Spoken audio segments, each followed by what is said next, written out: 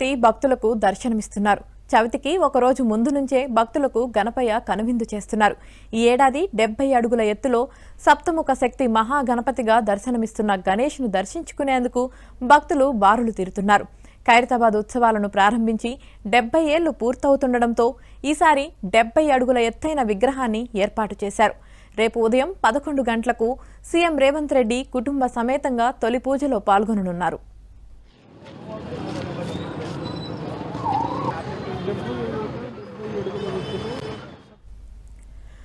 ఖైరతాబాద్ గణేష్ దర్శనానికి భక్తులు అధిక సంఖ్యలో తరలివచ్చే అవకాశం ఉండటంతో భారీ బందోబస్తు ఏర్పాట్లు చేస్తున్నారు. దర్శనానికి పెద్ద సంఖ్యలో భక్తులు తరలిరానున్న నేపథ్యంలో ట్రాఫిక్ ఆంక్షలను విధించారు. రైల్వే గేటు నుంచి నడుచుకుంటూ వచ్చిన వారిని లోపలికి అనుమతిస్తారు. ఈ మార్గంలో వాహనాలను అనుమతించరు. సాధ్యమైనంత వరకు గణపతి దర్శనం కోసం వచ్చే భక్తులు సొంత వాహనాలను తీసుకురావద్దని పోలీసులు సూచిస్తున్నారు.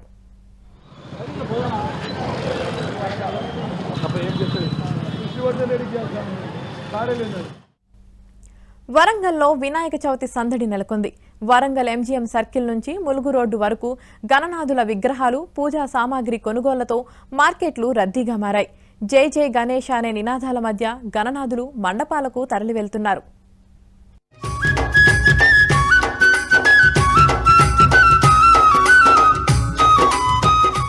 వరంగల్ నగరంలో వినాయక చవితి సందడి నెలకొంది. గణనాథుల విగ్రహాల అమ్మకాలు, కొనుగోళ్లతో నగర వీధులన్నీ కిటకిటలాడుతున్నాయి. రేపే వినాయక చవితి కావడంతో ఇప్పటికే కొనుగోలు చేసిన గణనాథులను మండపాల దగ్గరకు తరలిస్తున్నారు. జై జై గణేష అంటూ యువత ఉర్రూతలూగుతోంది.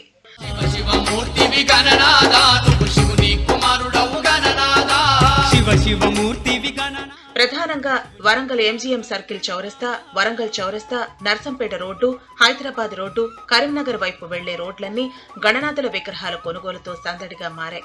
అయితే ఈసారి మట్టి గణపతులకే ఎక్కువ ప్రాధాన్యత ఇస్తున్న నగరవాసులు చాలా వరకు వాటిని కొనుగోలు చేస్తున్నారు. ప్రతి సంవత్సరము మేమందరం కలిసి, స్నేహితులము, బంధువులము, కాలనీవాసులు అందరం కలిసి మేము మంచిగా సెలబ్రేట్ చేస్తున్నాము.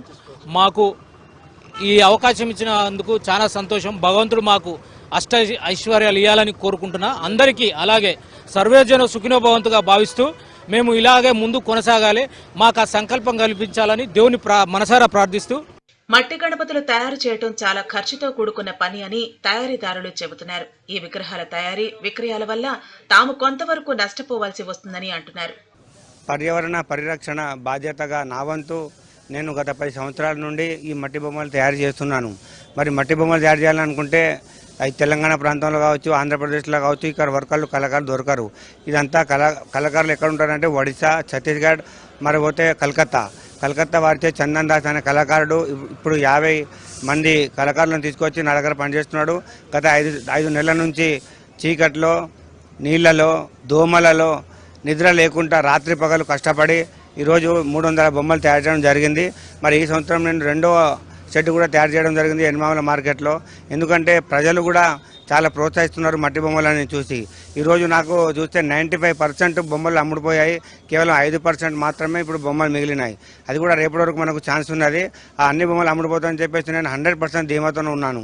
వరంగల్ నగరంలో 6200 గణనాథులు కొలువు తీరనున్నాయి. వినాయక చవితి నేపథ్యంలో నిర్వాహకులతో వరంగల్ పోలీసులు సమావేశాలు నిర్వహించారు. మండపాల దగ్గర తగిన జాగ్రత్తలు తీసుకోవాలని సూచించారు.